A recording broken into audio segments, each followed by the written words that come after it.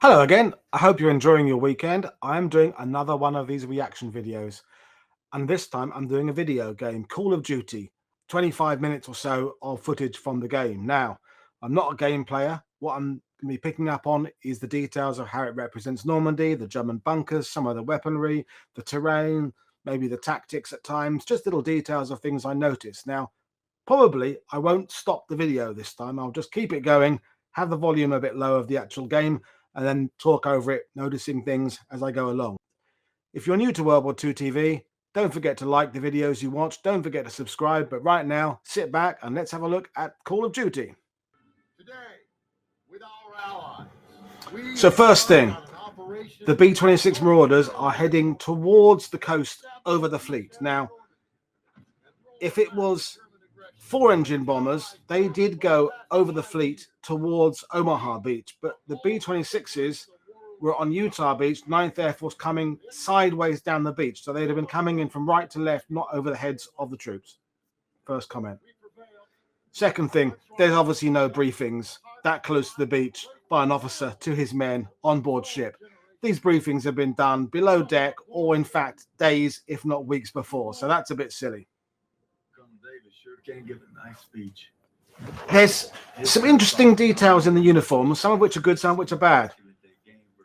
The main character seems to have a kind of rubber band around his helmet net. I've seen that in other campaigns, other wars. I've not ever really seen that on a First Division guy on D-Day. Now, there's not enough men in the landing craft.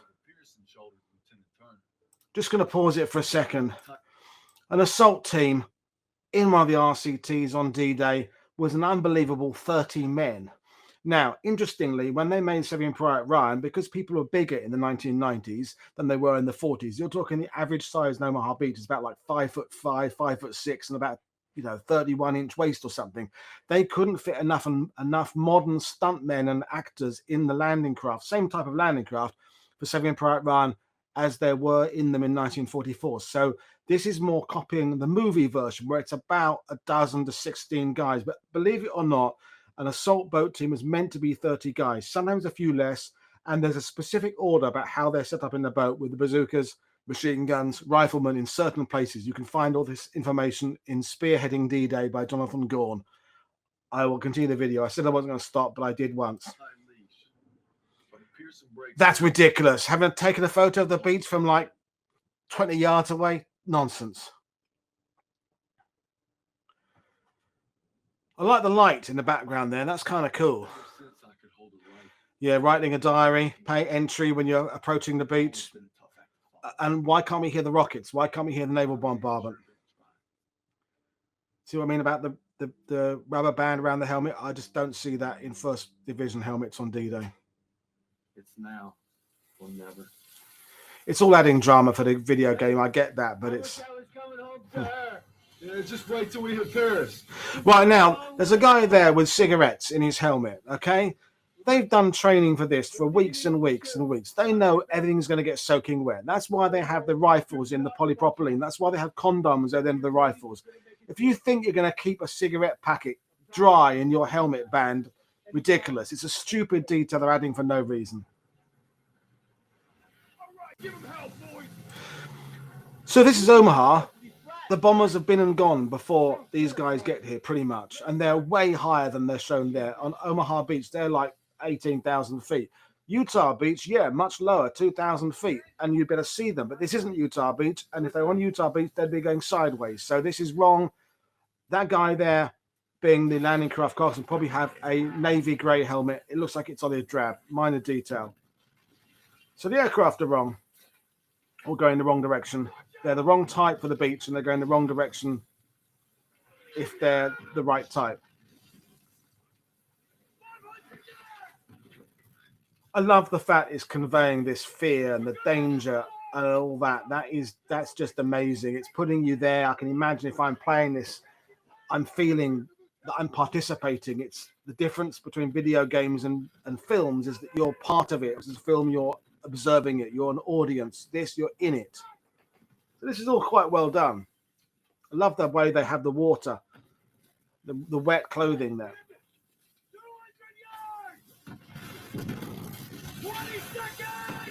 But again, there's not enough guys inside the landing craft, although they look pretty jam-packed.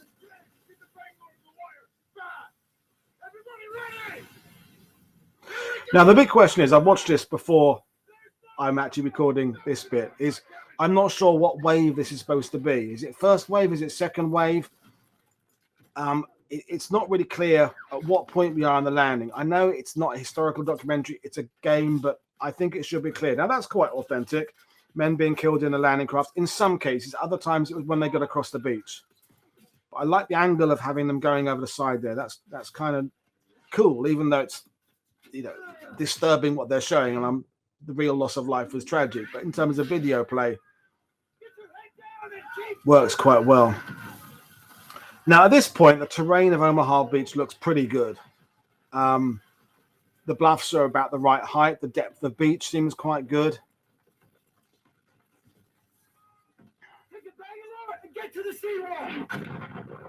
Dramatic, wow. Now, that destroyer is way too close. Look, it's like 200 yards behind. Now, later on in the day, destroyers came in to about 1,000 yards and provided incredible fire support for the landing troops. But if this is meant to be first or second waves, the destroyers would be way, a couple of miles back. That's silly. Why haven't the weapons got slings? That Thompson there, there's no sling on it. The rifles have no slings. Is that how it works in video games? I don't know. Now, the obstacles, the hedgehogs, the log ramps, there's a Belgian gate you see in a minute. They were in kind of tiers. They're not random. It's like the game designers kind of just plonk them in. Now, what's this tank? It's a Sherman tank, I know that, but it's got a wading exhaust.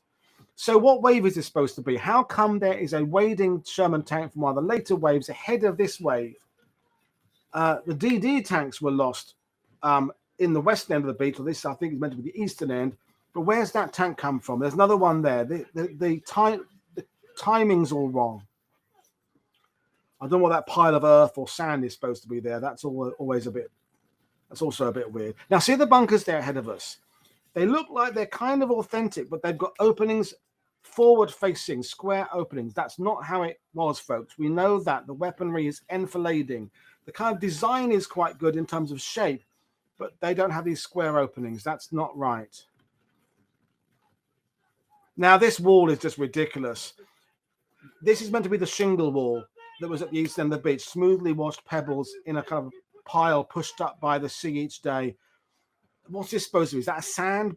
Just a wall of sand? Is it meant to be rock or stone? I don't know. What are these lumps of wood lying on the beach? What's that supposed to be? Now, the use of Bangalores, I quite like that, although they're not explaining the fact you would link several sections together to make a large detonation. You know, you don't use them in a single 6-foot section. But it's okay. Now, this is now meant to be the bit just behind the beach before the bluffs. And what you'll notice is within a few seconds, the character disappears into like a trench network. There were no trench networks on Omaha Beach at the foot of the bluffs. The trench networks, such as they are at the top of the bluffs, not where they're showing them here. This is kind of scrubland, and there's mines there, there's barbed wire there, and maybe there's the odd German who's kind of picked up a position there. But nothing, not the trenches you see in a minute. See what I mean about the bunkers? There's weapons pointing right at us. That's not how they work. They're sideways firing. So here's the trench system. This is not authentic. This is not how anything was just behind Omaha Beach. Looks kind of cool in the gameplay, but not authentic.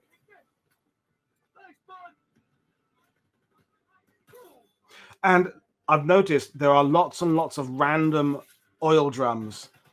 It's just nonsensical. The Germans don't have enough fuel for their armored divisions, let alone to have just random oil drums lying around in the middle of trenches on the beaches. For what? What's got in it? Gasoline? Oil?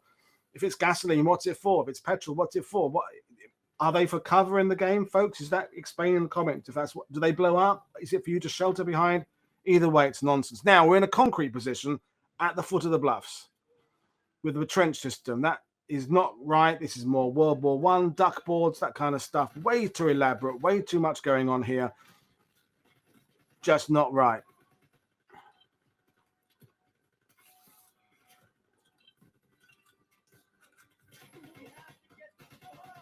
Now, you see, they're missing a trick here because the first division, if it's an assault team, even if it's second wave, they've got equipment with them and they've got engineers with them with satchel charges to blow through bunkers. They've got specialist equipment. There's lots of stuff designed. They could be showing they're not. Now, I'm guessing this is an anti-tank wall, but this looks more like the F1 draw, the furthest east of the jaws. It's kind of got the lane look. If you watched my show about Jimmy Monteith with John McManus, this kind of looks a bit like the F1 draw, but there was no anti-tank wall there. And if it is the anti-tank wall from further up the beach, it's too small.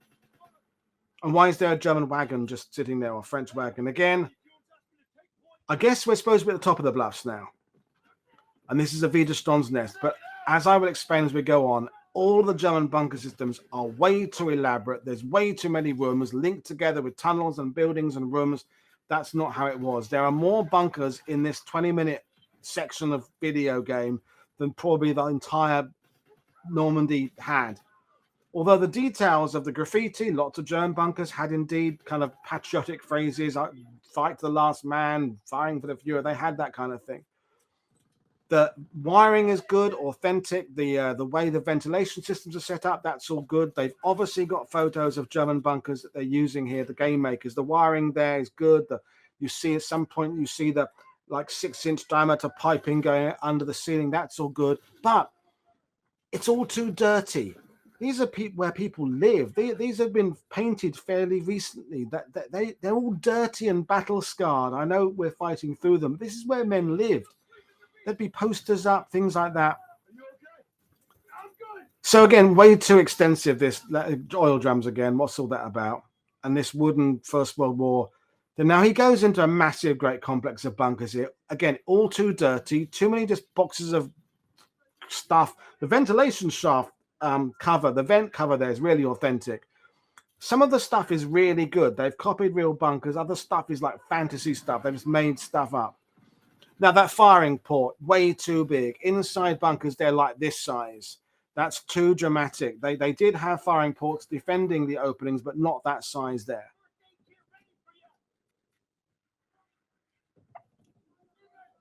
So now we're moving, these step into another position here. Again, to extend this is a labyrinth of bunkers that just doesn't exist. And by the way, folks, if you're resorting to using a handgun, you're dead already. These are for, okay, it's in the movies. Everyone uses a Colt 45. This is ridiculous. I know it's video gameplay. Yeah, the weapons port on the left there was too big. And this is where people, it looks like it's been it's like a haunted house. It's all dirty and grey, and this should be painted and decorated. You can see photos of Germans in these positions. They've got kind of, in Christmas, they have Christmas trees up. This is all too dark and dingy and dirty. But some of the details, like the wood underlying the ceiling is good. But I mean, how many rooms has he fought through now? 27 or something? Yeah, this is more extensive than anything that was ever behind the beaches there.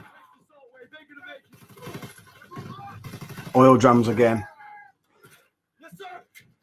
But some of the details, like the doors, interestingly, by the way, most of the doors, the stable type design on the bunkers open outwards.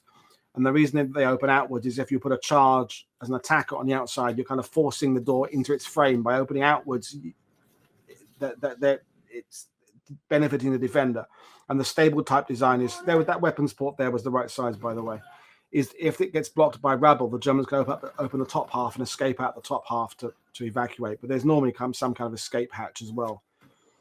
But some of this stuff is all fact there. Down the ventilation pipes on the ceiling, good. Oil drummers again for no reason.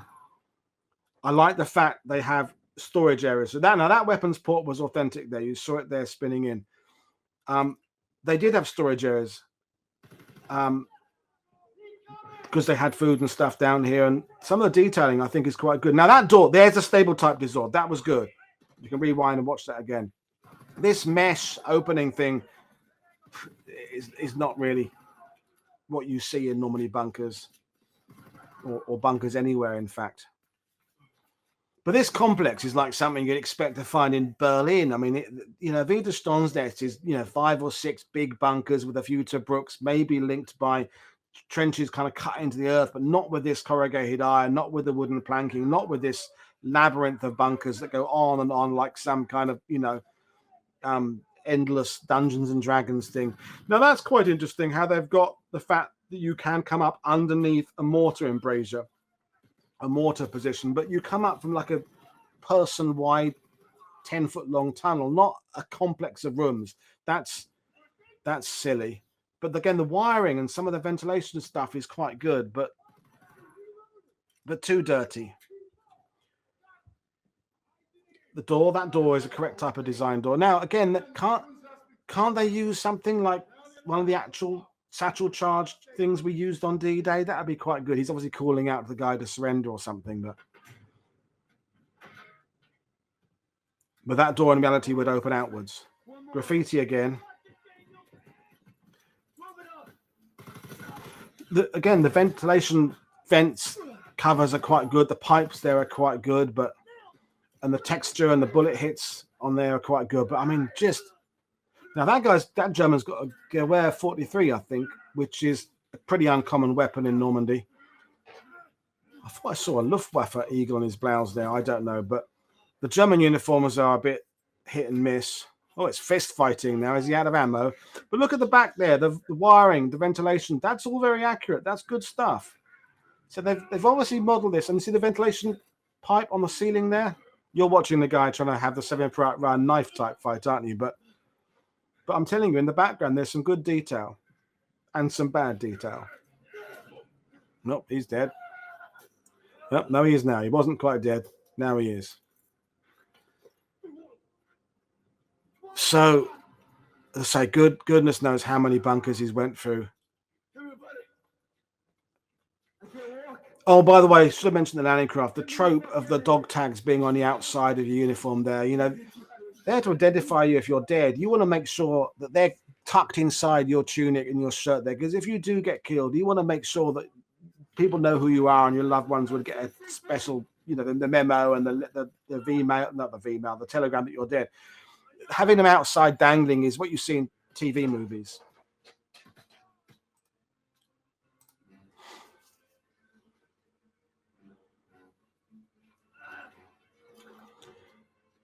So I think now he's out of the bunkers. He's kind of going back towards the beach now, which is a bit weird because they had inland objectives to reach the highway. So I don't know quite why he's going back to the beach, and I think that guy there's wearing an M43 jacket, which came in later on. You might see the odd one in the early stages of doing it. It's M41s and HPTs on D-Day, not M43s.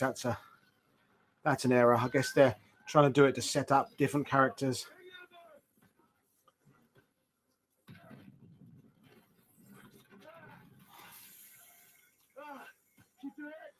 By the way, most of the German barbed wire you see on the beaches was continuous barbs. It's not like you see the farming stuff with a barb gap of a few centimeters barb. It was continuous barbs. It's how you find it on the beaches still to this day.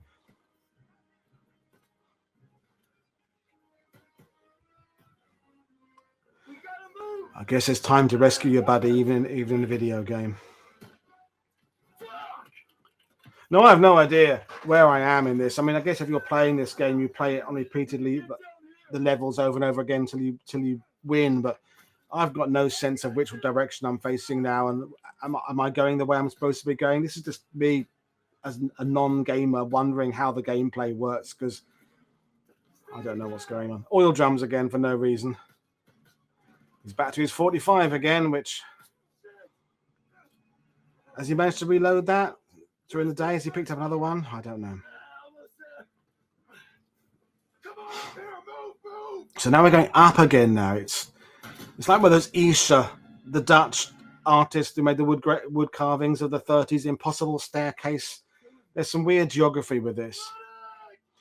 Now we're some kind of open gun emplacement now. So, but for artillery pieces. So, you know, are we still Omaha Beach? We moved somewhere else? I don't know what's going on now. See, he has got an M43 jacket by the look of it, which is not correct. Although I'm being critical while a guy is clearly... Is he dying? Poor guy is dying. Talking about his girl back home. But, you know, as a non-gamer and having not played games for 20 years, I'm amazed at how good quality these are. This is, I think, 4 years old, this clip. By the way, folks, the reason I'm doing this is this clip, this YouTube video It's had 18 million views. That's like 8 times more views than the 450 shows on my channel have had combined. So this is how a lot of people are understanding D-Day, if you know what I mean. This is their visual idea of how D-Day unfolded. More people have probably watched this than seen Saving Private Ryan in a weird way. Now, there are open gun positions like this. This is quite accurate, but and the camouflage over the top is fairly reasonable. There are some I can think of that have these steps going up. Pointe du Hoc is a bit like that. Merville had some like that. That's quite good. So there's obviously someone has come into this who has given them design. They've got a book on bunkers, and then they're taking that as a base, and they're kind of go, well, let's just go crazy and have 27 rooms connected to 23 more rooms and just run through endless things. Now, I like the fact it's having these farm carts, although I guess they're not farm carts. It's German Wehrmacht, it's German army, reminding us that the German army is largely horse-drawn still in 1944. Now, there's an interesting bit coming up. Now, I'm being really picky. This is brick. The rubble there is red brick. Now, Normandy is stone. Anywhere near the beaches. You do get brick when you get like 30 or 40 miles inland beyond the Falaise Gap, kind of the type of building material changes, but all near Omaha Beach and indeed Utah Beach, it's stone. It's grey stone. The same stone, by the way, that William the Conqueror used to make half the castles in England, but it's not brick. It's just a minor detail, but there wouldn't be brick rubble, it would be stone rubble. And hay. God, I'm being really picky now. This is meant to be June 1944. In France, in the growing seasons, there'd be hay in like April and maybe hay July and August, but there wouldn't be hay around in stacks in June. It'd have been stored already.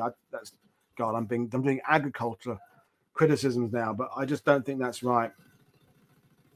Mind you, you're looking at the gameplay and thinking, oh, it's all very exciting. How many gazillion Germans has our hero already killed? Interesting fact, of course, you meet most veterans who aren't even sure if they ever killed any Germans ever. They're firing off into smoke. They're giving covering fire of a distance. In a video game, of course, everything's happening at 20 feet. And it's giving this false idea that as an infantryman, you're always in this head-to-head intense combat where you're killing dozens and dozens of other guys.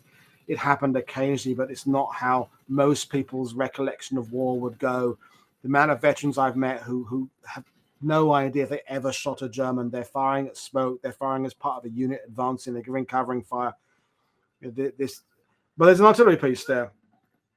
There's a bit coming up that's really silly. Okay, they want to disable that. They've got blocks of the TNT there, and they ignite what looks like a phosphorus grenade in a helmet and then leave it near the gun. That's just ridiculous. I'm actually going to stop that because that is so stupid. I need to just go, whoa, because I'm going to rewind it, because this isn't a video game where you're trying to score points. You're actually trying to knock out German equipment here. Now, if you've got a gun there, okay, I know there's all action going around it. As we know, for the Rangers who found the guns inland from Pointe du Hoc and their Brecor Manor we've seen in Band of Brothers, you want to put some kind of charge either in the barrel from the top or in the breech from the bottom. Igniting something in a helmet just below the gun with the breech closed, what do you think is going to happen? I mean, it's just ridiculous. I mean, how many blocks of TNT is it there? You're not going to need 4 blocks to do that. You only need 1 inside the breech. Open the breech, shove the TNT in, shove the phosphorus. In fact, you just need to shove the phosphorus. They don't even need the TNT. Close the breech, then run away. What this GI is doing now makes no sense whatsoever, and it's just utterly ridiculous. Let's watch it again now. And by the way, it detonates immediately, and yet he's only like 10 feet away, and it's like 4 blocks of TNT have gone off. So this is just crazy, batshit crazy stuff here. So he's not. There's 3 in the helmet, 2 on the gun. He's one. What's that going to do? See, you can see it's not damaged the gun. So it could just char the paintwork. Silliest thing I've seen in the game in this bit of clip so far. So now we're going back towards the beach now. And by the way, I should have mentioned earlier, right on the beach, there was a half track there earlier, just abandoned, knocked out before half tracks were on the beach. If this is meant to be first wave, which we kind of think it is. Now that guy on the ground, he's got an M43, and I'm sure that's an M43. I know it's a kind of video game recreation. It's not an HBT he's got on there, but his trousers, pants, whatever. Are they meant to be the wool the mustards? I don't know what they're supposed to be. through the end.